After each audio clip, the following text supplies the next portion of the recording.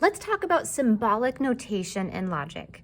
Now, in math is all about translating problems, translating word problems into symbols because it makes it easier to solve. For example, let's just take a basic math problem, a basic inequality. Let's say I were to say, two opposite sides of an original square garden with an area of 64 feet squared were increased by the same amount. Now the new perimeter is now more than twice the original perimeter. Well, by how much were each of the opposite sides increased?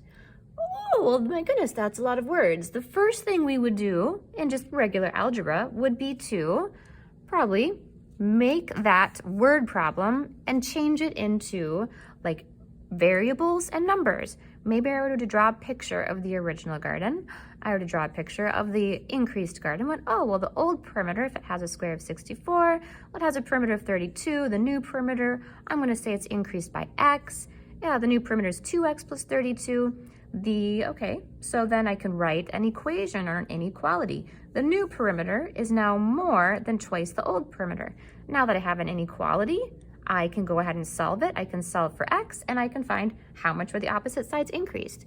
This is normally what we do in math. We like to change something into numbers and variables and then go ahead and solve it. Well, logic is no different. We like to change the words in logic and change them into symbols because then it makes it much easier to figure out the truth values, figure out if statements are true. And as you go further and further into logic, which we won't, but there is the option to do that, it makes it so much easier to figure out stuff. Just eliminate the words and translate everything from words into symbols. So here are some of the basic logic symbols. There's obviously a whole lot more, but these are the only ones that we're going to be dealing with. We've already met the arrow, which stands for then. That's standing for a conditional statement. We've already met the double arrow, which is using a biconditional, standing for if and only if. Here are some new ones. If you have 3 dots, that means therefore. I figured it out. From all of this stuff, we can deduce that this is true. This little hat stands for and. It's very similar to when we did algebra, the kind of the little I don't know, horseshoey guy for intersection. This little inverted guy stands for or. It's kind of it's very similar to the algebraic one for union.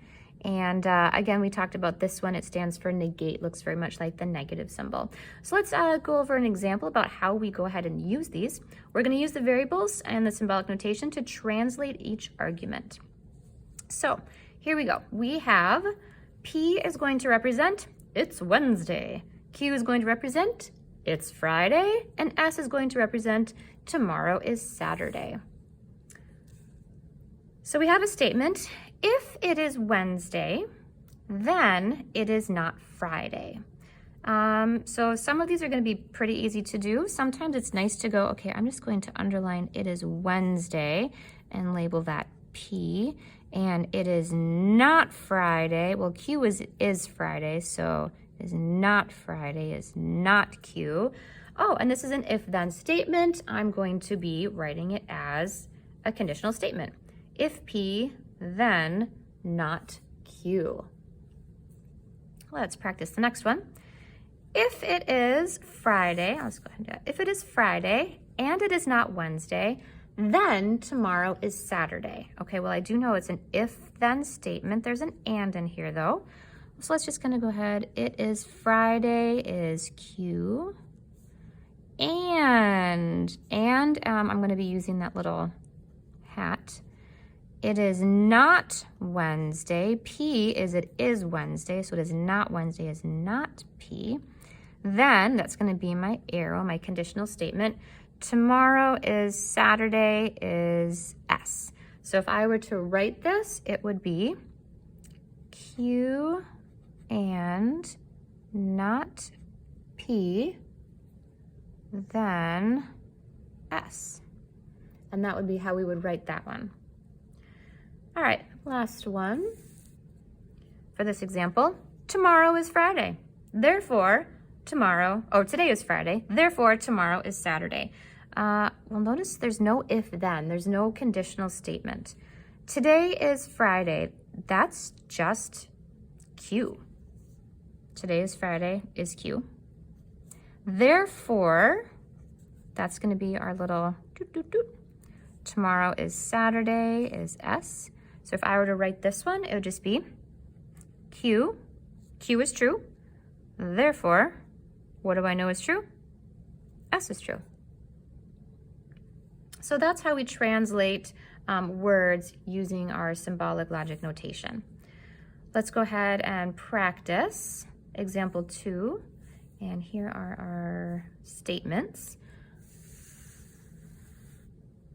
So A is all sides are equal, B is the polygon is equilateral, C is the polygon is not equiangular, D is all angles are equal, E is the polygon is regular. Here's where it's kind of nice to use our symbolic notation because there's a lot of words in here that are very similar and it's just easy to get them confused, especially if your brain's a little foggy.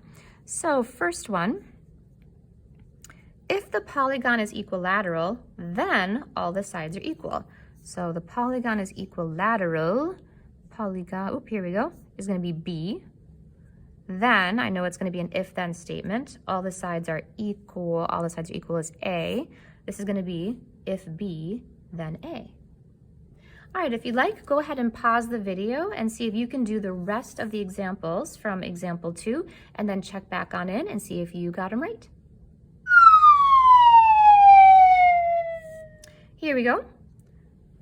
If all the angles are not equal is not D, then it is not equiangular is not C. So we have if not D, then not C. If the polygon is regular is E, then we know we have a conditional statement if then. It is equilateral and equiangular. So we have if E, then B and C have to be true. This is saying if we have B is true, then these two things both have to be true. This is like a combined statement. The polygon is regular. That's just E. There's no conditional statement with that. It's just the statement itself. Therefore, is those little dots. What happens? All the sides are equal, which is A, and all the angles are equal, which is D. So therefore, A and D. And notice this is actually like a single, if you read this together, they all kind of go together. Look at the next example on the next page. Pause the video and see if you can get these ones as well.